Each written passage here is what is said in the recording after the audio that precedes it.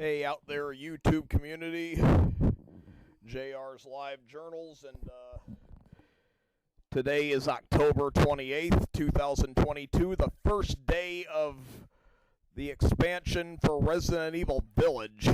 Yeah, it took well over a year, but I mean, I'm playing the, Gold Edition, and this is my first digital copy of the game. I've got it on physical too, and yeah, I'm playing the new version of the game, the Gold Edition. Like I said, it's the first day of the expansions for this game and everything, and I'm replaying the story for the fourth time, and playing it in third-person mode.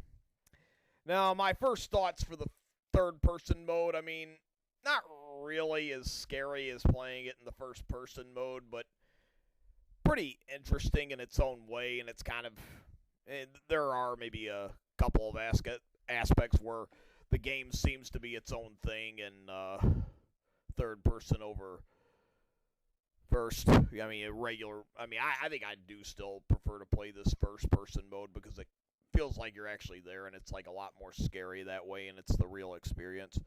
But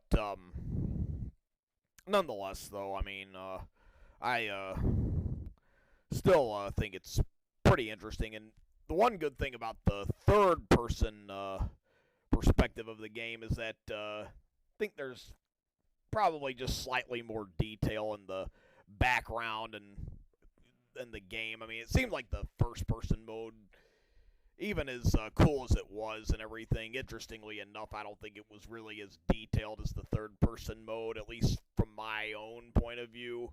It seems like within the third person, you can kind of see a little bit more of what's around Ethan compared to just the third person. You even kind of notice things that you didn't really know about the game when you first played. This is my fourth time playing the story mode, and even at the beginning of the game, when after Chris confronts Ethan and Mia at their estate, you see like one of those little things there. I mean, all the times I played it on third person, at least I didn't catch it, but maybe other people did.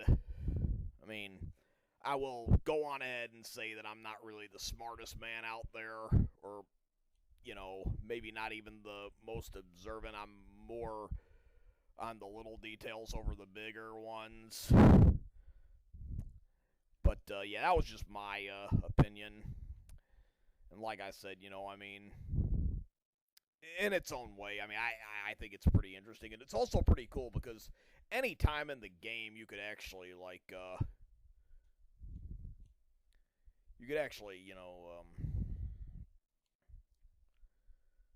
switch it's like in the game, you could actually go, you could actually kind of switch between third person and first, I think.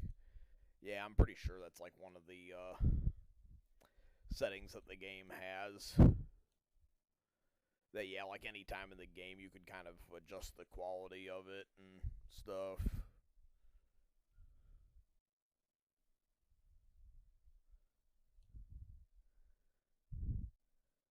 But I still have more of this game to venture through in terms of the expansions I've downloaded and everything. But my first thoughts about the third-person mode, I'll go on ahead right now and maybe, I mean, alright, but anyway, as I was saying and suggesting, and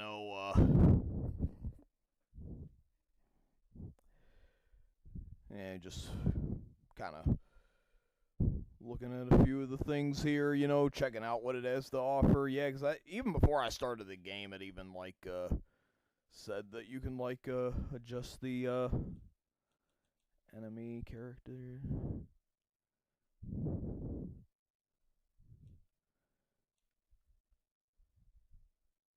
Protagonist display. Yeah, see, there you could, can actually do a little bit of cool stuff with this, I think. I'm not sure. Maybe the original had this, too. I don't know, but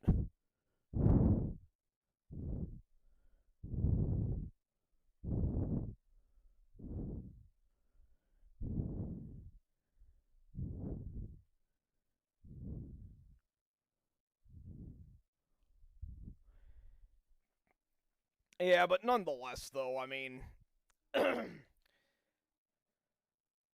I probably will go on ahead and say that I definitely prefer this in the original first person mode over the third person. I mean, after all, the original Resident Evil 4 and Resident Evil 6, even 5, and as well as even the remakes of 2 and 3 all had this exact camera angle, and this basically is no different than, you know, playing those. In fact, third person mode in a way kind of makes this look a little like the 3 remake, because it's even Resident Evil 3 wasn't really as scary as Resident Evil 2, and seeing as the fact that this and Biohazard, as well as even Resident Evil 2 and the original, were like known as like the overall most scary games of the Resident Evil franchise, from what I can tell,